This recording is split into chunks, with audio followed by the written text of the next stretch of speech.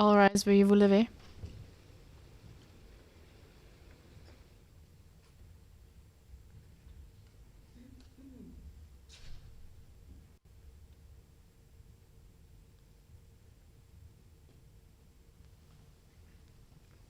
Please be seated. Veuillez vous asseoir.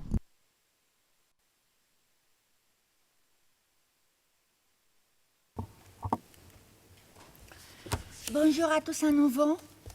Je commencerai par une décision orale concernant la question de l'expurgation à la transcription et à la diffusion en direct de l'audience d'aujourd'hui.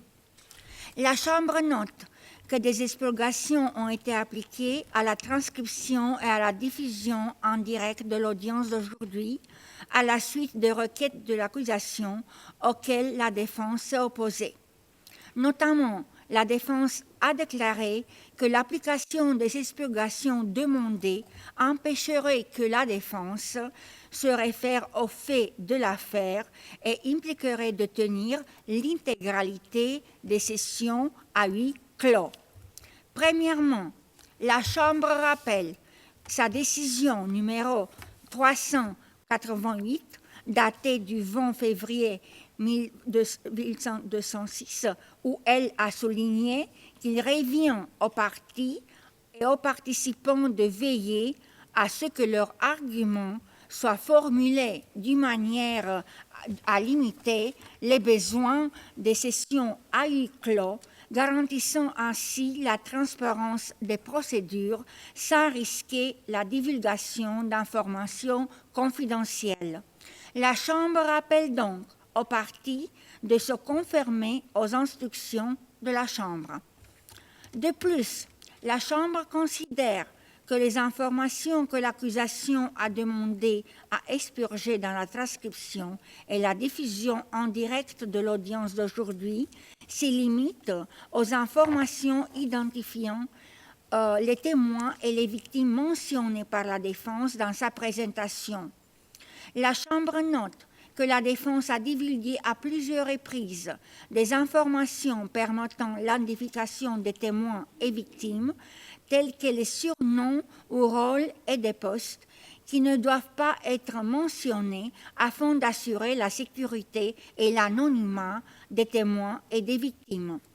Les expurgations appliquées concernent donc exclusivement les informations identifiant des témoins et des victimes et ne sont pas aussi générales qu'elles constituent des simples faits de l'affaire. Expurger de telles informations constitue le recours approprié pour mettre en œuvre le devoir de la Chambre de protéger la sécurité, le bien-être physique et psychologique, la dignité et le respect de la vie privée des victimes et des témoins, conformément à l'article 68 du Statut de Rome, sans qu'il soit nécessaire de tenir l'audience à huis clos. En conséquence, la Chambre maintient les expurgations qui avaient été précédemment appliquées provisoirement et n'escorte la défense à éviter de mentionner des informations qui semblent ne pas être nécessaires et identifier des témoins et des victimes conformément à l'article 8 Code de conduite professionnelle du Conseil relatif au respect du secret professionnel et de la confidentialité. Je vous remercie beaucoup. Et Maître Kaufmann, vous avez maintenant la parole pour continuer vos arguments de fond. Vous avez jusqu'à 15 heures. Merci beaucoup, Maître. Thank you, Madam President. Merci, Madame la Présidente. Nous avons plusieurs stickers sur notre table. Ce sont les numéros d'identification des documents portant sur les questions dont nous discutons. Et puisque nous n'avons que jusqu'à 15 heures, je peux vous donner les numéros de référence si nécessaire, mais je vais essayer d'avancer et permettre à la Chambre, avant le terme, d'avoir toutes ces références, à moins que le procureur ait des objections. Le procureur, bon après-midi, Madame la Présidente. Je demanderai à mon confrère de lire toutes les références parce que tout document auquel il est fait référence ici a un numéro. Nous pouvons avoir le numéro d'enregistrement de la page. Si ce sont les numéros d'intercalaires, du moins, ils nous permettront de suivre à mesure qu'il avance. Maître, vous êtes d'accord avec la position du procureur, du représentant du procureur? Oui, madame. Oui. Merci beaucoup, Maître Kaufmann. Vous avez la parole. So, Madam President, Your Honours, I now come to Madame la Présidente, Mesdames les juges, j'ai une autre question que je me pose au sujet de la nature, la théorie du plan commun qui s'applique à une exigence subjective. Le procureur a-t-il démontré à suffisance l'éventualité que la mise en œuvre par Duterte d'un plan criminel rocambolesque était telle que les meurtres détaillés dans ces 49 incidents visés auraient pu, avec quasi-certitude,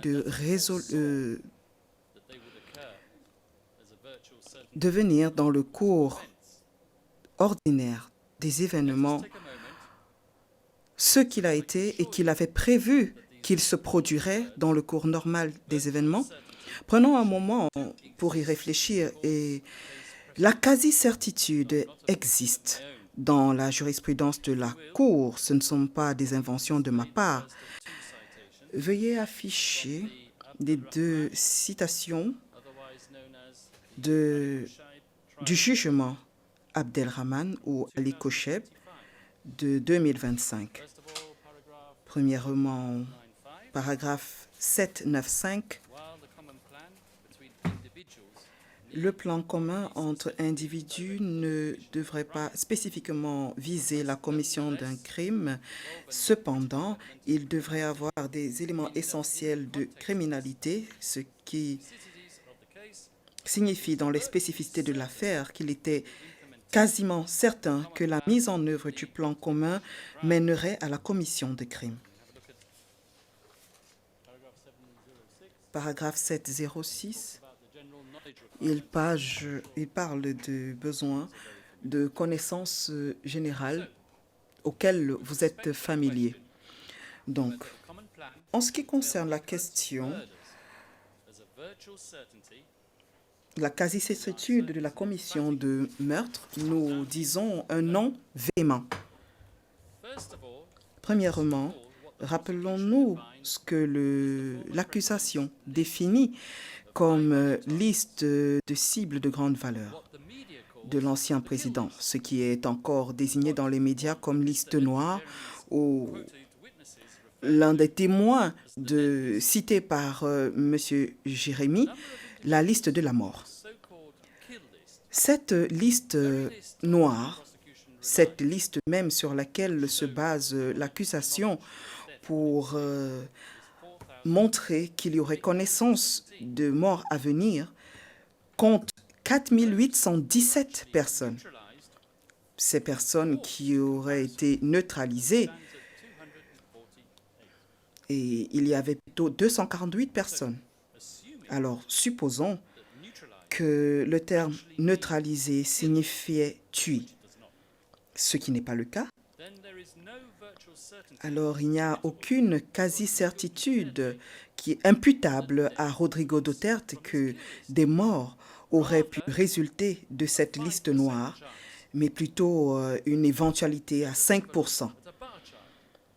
Regardons encore le diagramme en barre pour examiner les mêmes chiffres qui ont été utilisés par l'accusation pour la répartition géographique.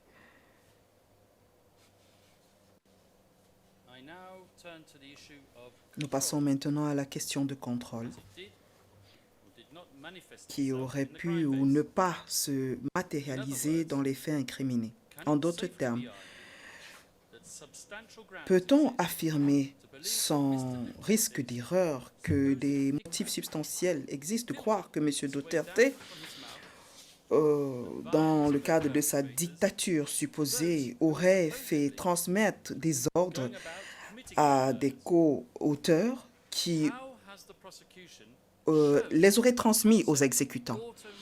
Comment le procureur a-t-il démontré ce concept d'obéissance automatique ou de quasi-obéissance automatique dans cette pyramide, structure en pyramide? Jusqu'ici, considérant les soumissions de Mme Robin Croft, il apparaîtrait que cette obéissance automatique est soutenue par des auteurs qui parlaient de leur propre volonté contrôlée. Par exemple, à la transcription, page 37 de la ligne 7 en suivant, il est dit « Je pense que je n'avais pas d'autre choix que de suivre leurs ordres. Il était impossible de ne pas obéir à leurs ordres. » Autre exemple, transcription à la page 38, ligne 17, les co-auteurs contrôlaient la volonté des exécutants physiques. Fin de citation.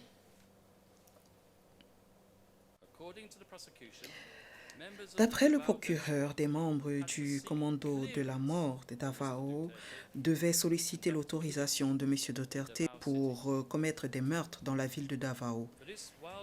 Cette affirmation est sous-tendue une fois de plus par le témoignage de criminels qui ont été recrutés. Et tous ces criminels qui ne sont pas du tout fiables du fait de ces meurtres vicieux qu'ils ont confessés dans l'espoir d'une quasi-immunité face à des poursuites de la CPI. Nous devrions analyser, nous analyserons les témoignages de ces témoins un peu plus en détail dans mes soumissions. Et en ce qui concerne les autres modes de responsabilité visés, l'instruction au titre de l'article 25.3b et article 25.3c a apporté son aide et son concours. Je l'ai dit, il n'y avait aucune arme encore chaude, aucun élément de preuve attestant de l'existence d'un ordre direct, la sollicitation ou de l'encouragement. Pour les 49 incidents, il n'existe aucune trace documentaire de l'existence d'une ordonnance présidentielle. Alors, comment est-ce que ces ordres auraient-ils pu être transmis au sens de l'article 25.3b? Alors, à moins que Maître Nichols n'envisage la transmission télépathique, je pense que nous pouvons écarter la thèse de désordre ou de l'encouragement. Il fait référence à des discours publics ambigus et bien sûr des références constantes à l'autodéfense. Si vous acceptez que M. Duterte a inséré des commentaires disculpatoires dans l'éventualité de poursuites à venir, comme l'affirme le procureur, qu'il parlait avec la langue fourchue, parfois disant ce à quoi il pensait, parfois ce qu'il aurait souhaité que vous, les juges, entendiez. Ensuite, ces déclarations généralisées, des mois avant des incidents spécifiques, ne prouvent ni le lien ni l'existence d'instructions. En ce qui concerne le fait d'apporter son aide ou son concours, il n'y a aucun élément de preuve que M. Duterte aura apporté une assistance pratique, des encouragements ou un soutien moral pour la commission concrète des crimes ou qu'il avait la connaissance de l'intention des responsables de ces crimes. Enfin, en ce qui concerne les modes de responsabilité, je vous supplierai de ne pas écouter les affirmations de maître Paulina Macida selon lesquelles M. Duterte n'aura pas tenté d'empêcher ces crimes ou de les punir. Le procureur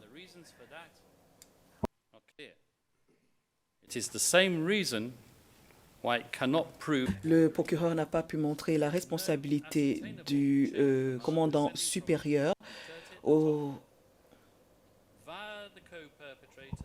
et c'est pour cette même raison qu'ils ne peuvent pas prouver l'existence des instructions.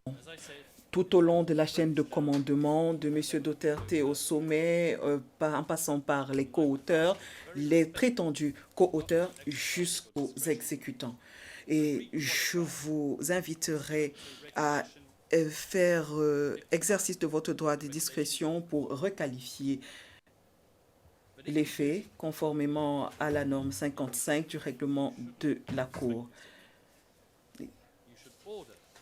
Et vous devriez instruire au procureur de resoumettre son document contenant les charges et son mémoire de pré-confirmation modifié et d'instruire la libération de M. Duterte, libération provisoire.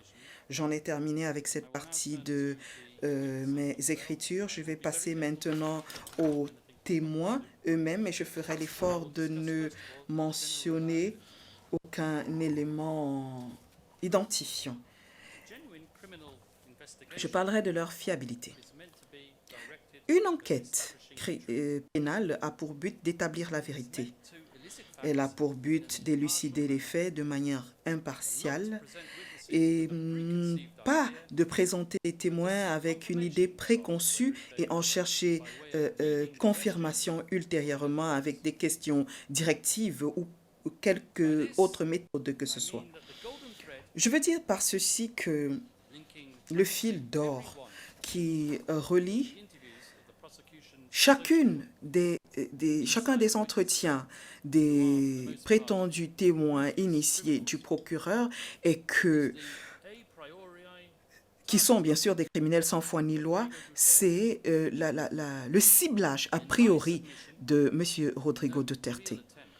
Je n'ai aucune intention dans mes soumissions de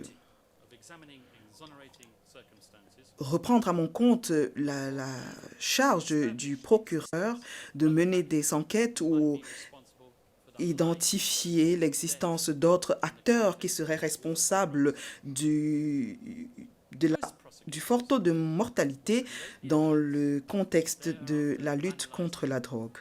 Un procureur digne de ce nom compilerait les éléments de preuve, ensuite les analyserait pour déterminer la probabilité raisonnable d'une condamnation, ce qui est la norme prétendument appliquée depuis que M. Karim Khan a pris service. Un procureur n'a pas à choisir sa cible à l'avance et ensuite trouver des éléments de preuve qui sous-tendent sa thèse. Dans une analyse criminalistique de la fiabilité de chaque témoin, mais des questions de crédibilité et de poids des témoins sont débattues généralement pendant le procès. Cette affaire, il faut le noter, elle est unique. Comme je l'ai dit, les témoins stars de l'accusation sont des tueurs qui ont confessé leurs crimes et leurs déclarations ont été relevées par le procureur avec des garanties d'utilisation limitée, mettant de côté toute information auto-incriminante qui ne serait pas utilisée à terme dans des procédures devant la CPI. Bien que M. Nichols vous dira que ces accords sont utilisés dans un champ restreint, ils le sont à toute fin et je suis prêt à parier que pas un seul de ces témoins à charge devant cette cour ou dans toute autre cour dans le monde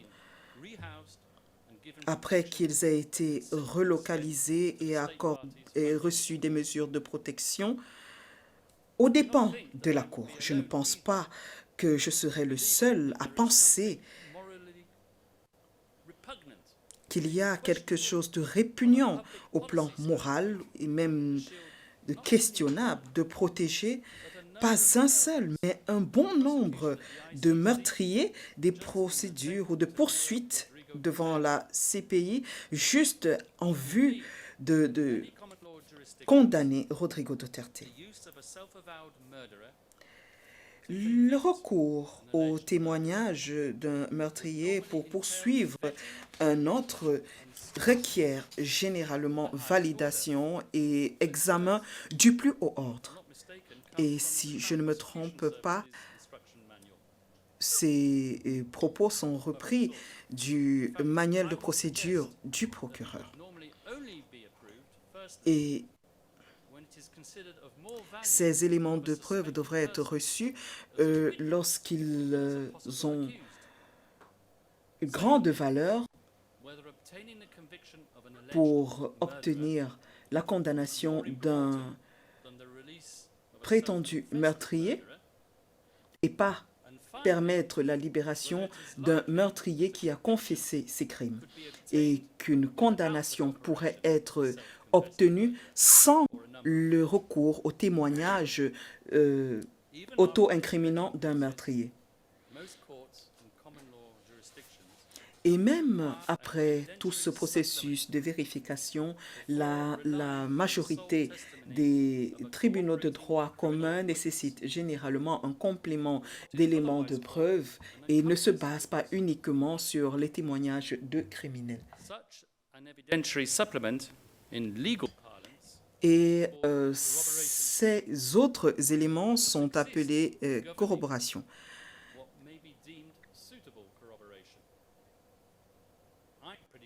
Je suis presque certain que ces démarches n'ont pas été prises par le procureur pour une raison très simple.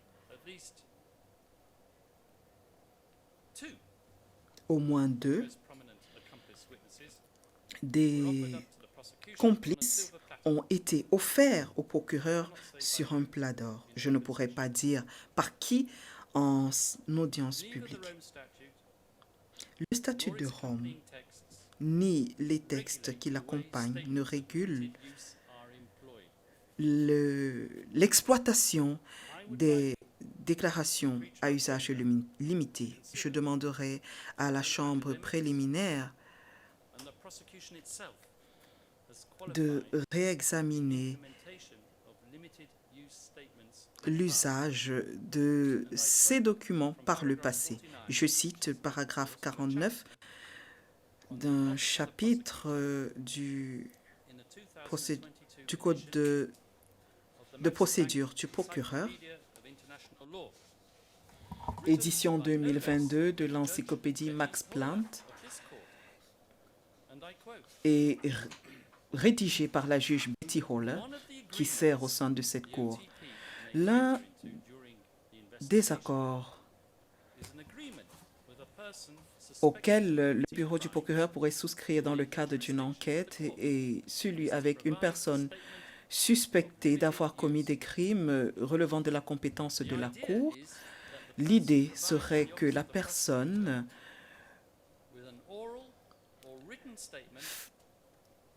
communique au bureau du procureur une déclaration écrite ou orale qui pourrait lui donner des pistes ou des éléments additionnels, et que cette déclaration ne serait pas utilisée contre la personne qui faisait l'objet de l'entretien, à moins qu'il y ait accord. Et l'objectif d'un tel accord est de s'assurer la coopération des témoins initiés qui ne seront pas poursuivis par le bureau du procureur, mais qui devraient donner des informations essentielles ou des témoignages contre d'autres suspects de plus haut calibre. La juge Holler a fait référence à la note au pied de page 20 des soumissions du procureur, numéro 1118 de l'article 70 dans l'affaire Bemba qui stipule les mêmes choses. L'usage limité devrait être la norme pour rechercher des pistes ou renforcer les informations, mais pas servir de témoignage essentiel et principal contre un suspect. À mon sens, il y a une bonne raison à cela, et celle-ci est contenue dans la formulation de l'article 54.3d du statut de Rome, qui constitue la base juridique de l'utilisation des déclarations à usage limité. Le procureur a le droit de conclure de tels accords accordant un usage limité à condition que l'accord ne soit pas incompatible avec le statut. Et j'insiste sur le qualificatif incompatible, ne soit pas incompatible avec le statut. Utiliser les preuves de meurtrier auto-avoué afin d'obtenir des pistes ou développer des preuves provenant d'autres sources est, à notre sens, cohérent et compatible avec le statut, comme l'a d'ailleurs dit la juge Betty Holler. Donner une carte de sortie de prison, cependant, à toute une flopée de meurtriers pour coincer un autre individu, bien que présélectionné, également soupçonné de meurtre, est, à mon avis, totalement incompatible avec l'objet et le but du statut de Rome, qui, selon son préambule, souvent cité par l'accusation et par les représentants des victimes, est consacré à l'éradication de l'impunité. À mon sens, accorder l'immunité à un suspect de meurtre pour des crimes internationaux fondamentaux saperait l'objet et la lettre et l'esprit du statut de Rome. En conséquence, je demanderai à la Chambre de juger le témoignage de ces témoins ayant reçu une telle utilité limitée, inadmissible, et de lui accorder un faible poids probatoire.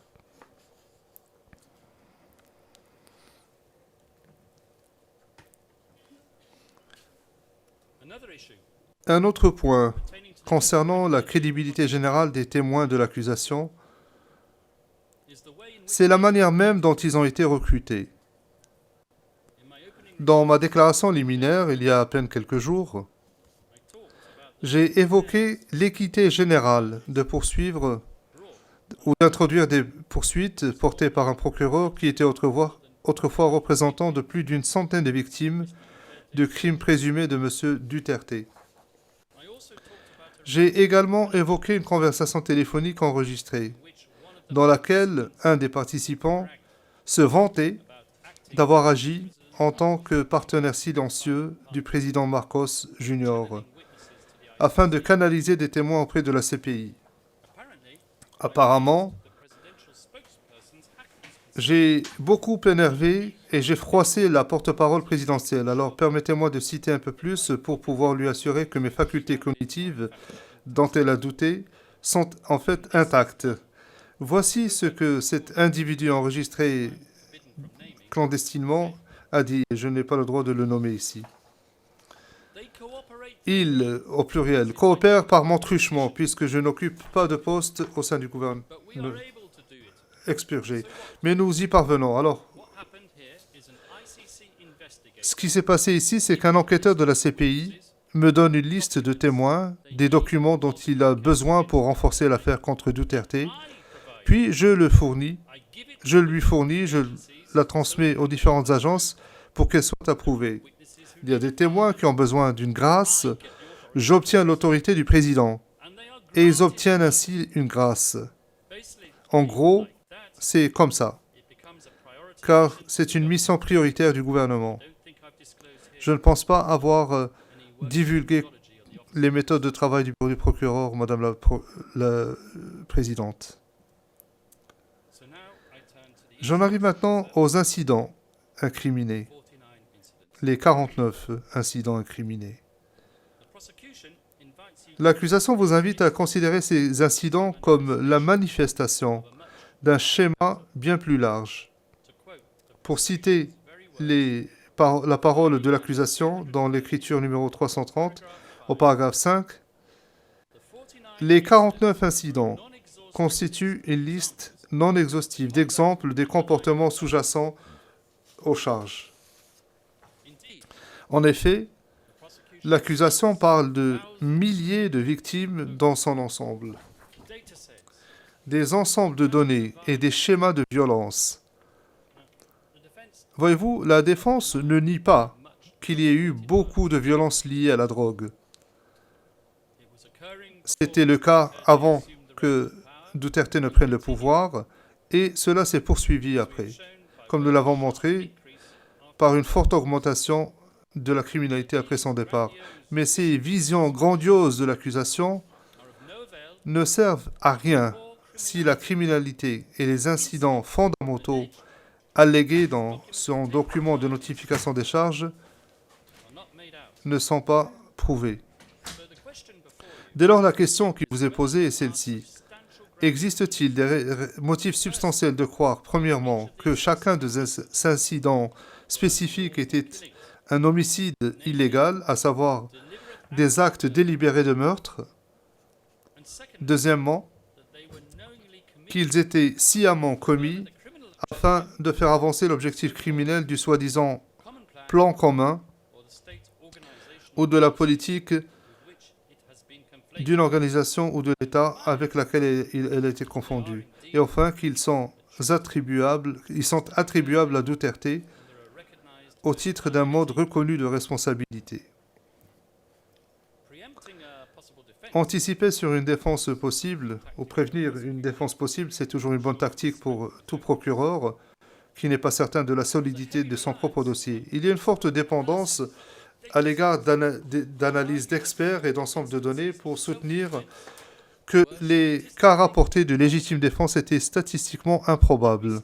Permettez-moi de souligner que la défense estime que si le contexte de l'affaire dépend de l'ampleur des victimes, à savoir des milliers, comme l'affirme l'accusation, alors il est impératif d'établir l'intégrité probante de chaque incident incriminé. C'est un impératif. Autrement dit, la défense fait valoir avec fermeté que la chambre préliminaire ne devrait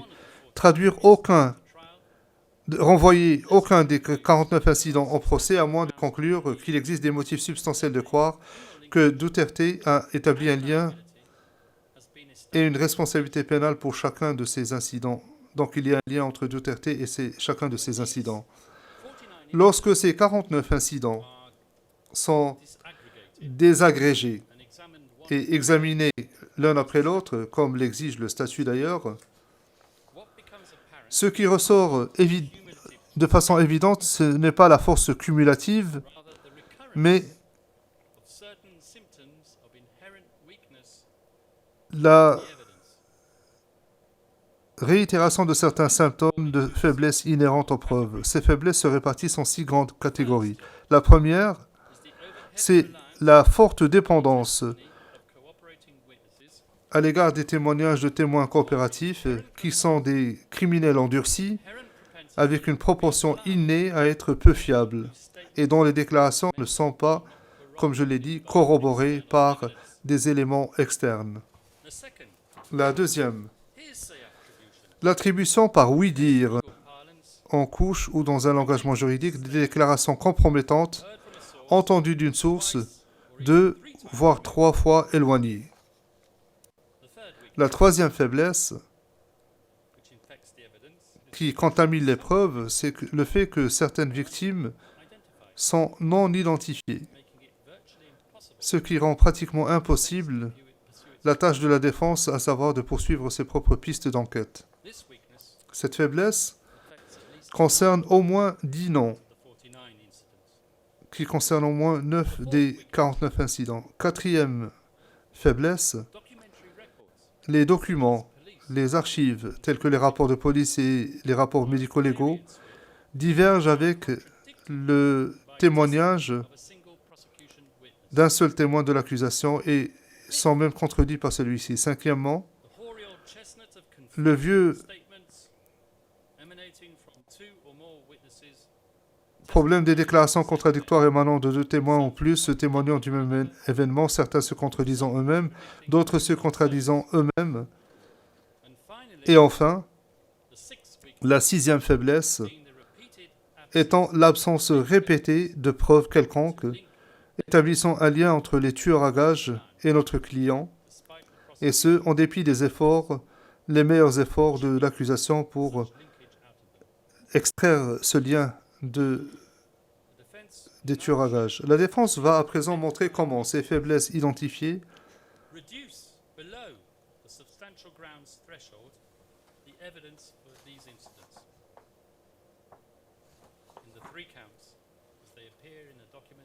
sont les incidents reflétés dans les trois chefs d'accusation. Chef numéro 1, meurtre présumé pendant la période du maire, où Duterte était maire. Chef numéro 2, meurtre présumé des cibles de grande valeur pendant la campagne présidentielle. Chef numéro 3, opération de nettoyage de barangay pendant la période présidentielle. Je vais commencer par le premier chef.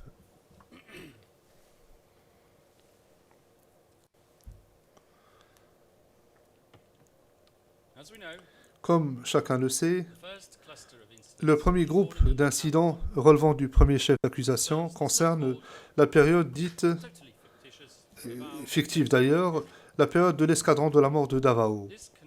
Cela couvre les incidents 1 à 9 précisés dans le document de notification des charges. La thèse d'attribution de l'accusation ici est simple. C'est-à-dire que Rodrigo Duterte, en sa qualité de maire, a autorisé les meurtres par le truchement d'intermédiaires.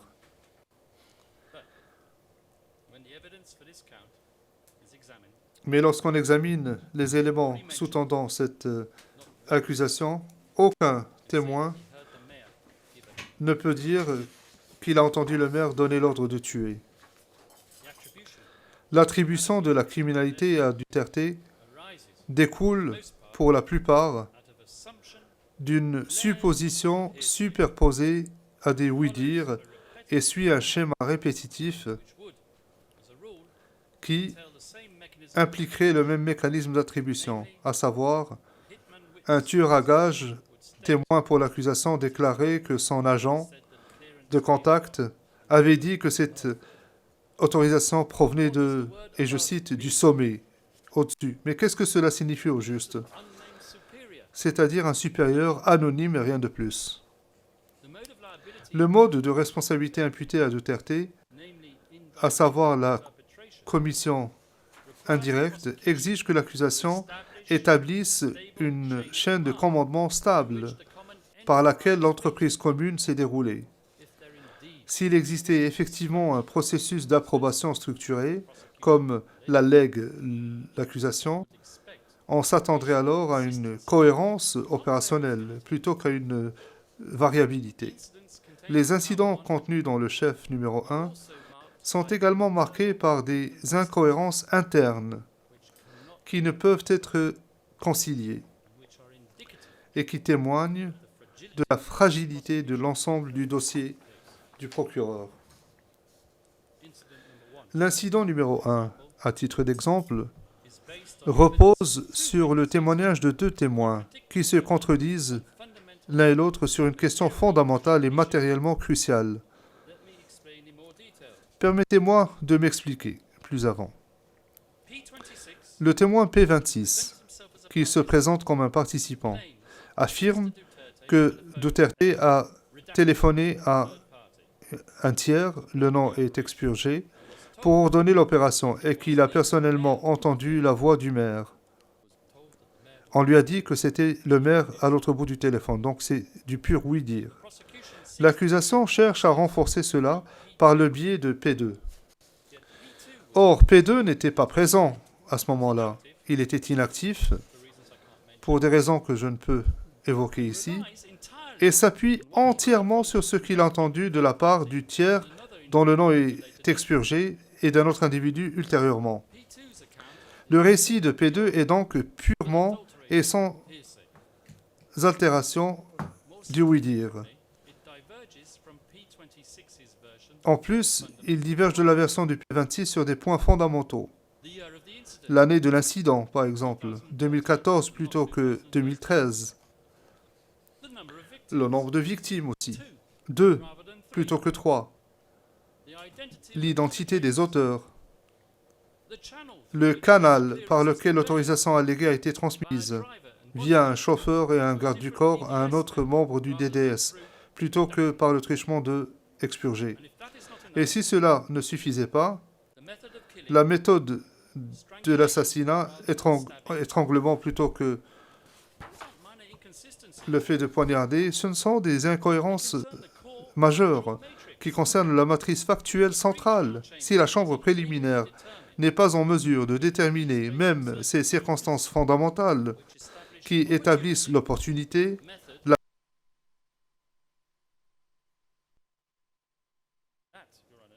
c'est de la conjecture, mesdames les juges. Et nous faisons valoir que l'article 61.7 du statut de Rome ne permet pas la confirmation des charges sur une base probatoire fondée sur la spéculation et la conjecture, et sur une base probatoire aussi faible. Puisque l'accusation a fait tout un plat de l'incident numéro 3 hier, plutôt lundi, elle a même diffusé une vidéo de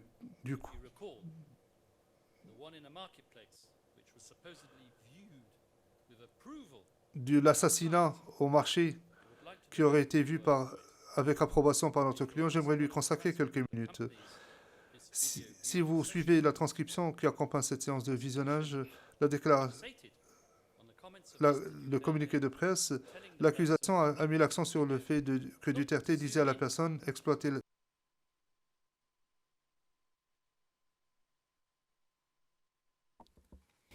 Merci, Monsieur Maître Kaufmann. Nous arrivons au terme de cette troisième journée d'audience. L'audience reprendra demain à 10 heures. Merci aux parties et aux participants, ainsi à notre interprète, le greffe, le personnel technique, à tous ceux qui ont permis à cette audience de se dérouler. Oui, Monsieur Nichols. I'm very sorry. Monsieur Nichols, je vous prie de m'excuser, Madame la Présidente, d'intervenir en fin de journée. Serait-il possible de passer à huis clos partiel brièvement avant que vous ne leviez l'audience?